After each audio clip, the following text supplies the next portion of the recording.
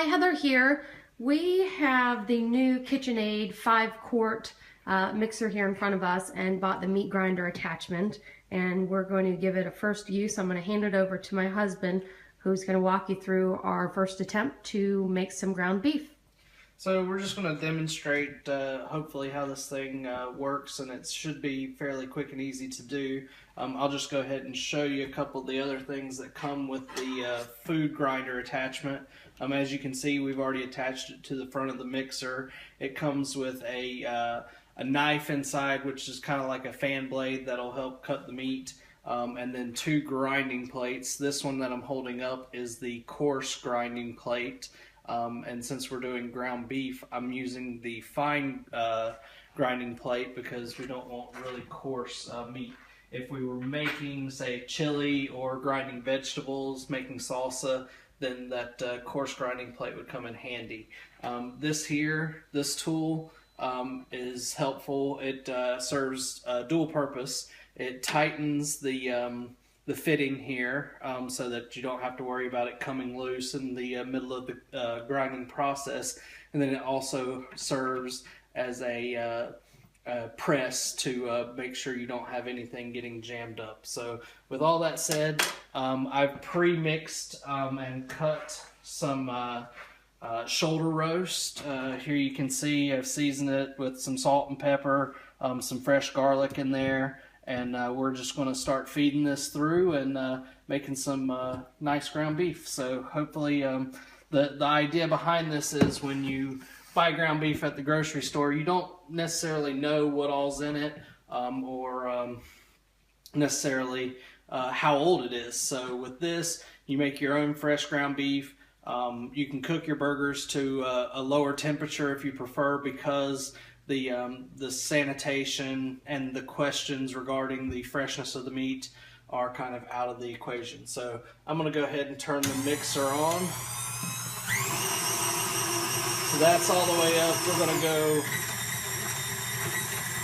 1 spot less. We're going to grab some beef, throw it in until it's feeding, and it's starting to come out. Add a little more in here. And as you can see, it's working really, really well.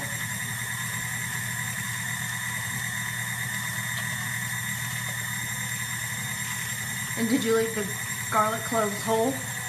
I cut them up just so that it would distribute more thoroughly throughout the process. So I'm going to give it seems to be slowing down just a little bit, so I'm going to press it through a little bit.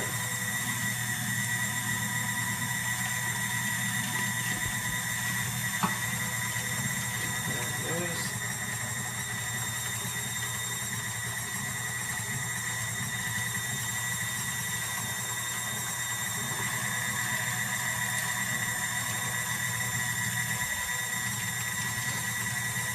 Now for making burgers or ground beef like this, definitely recommend a higher fat content with your ground beef. Using something that's really lean, it's going to leave you with a really kind of dry burger. But as we mentioned before, it's making pretty short work of all this.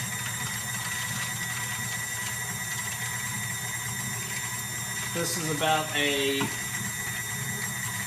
3.5-pound roast, and I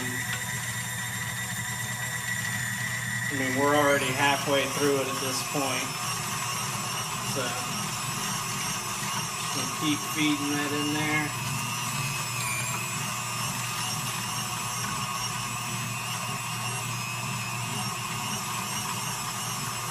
I've also mixed some, cut up some bacon in with this to just give it a little extra flavor and fat content as well.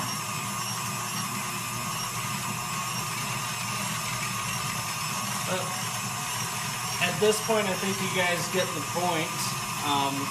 As you can see, it's working really, really well, and I can't wait to give these burgers a try here in a little bit. So again, this is the KitchenAid 5-quart stand mixer with the KitchenAid food grinding attachment. Definitely working well, and most of the parts with it are dishwasher safe, so cleanup should be a snap as well. Thanks for watching, guys.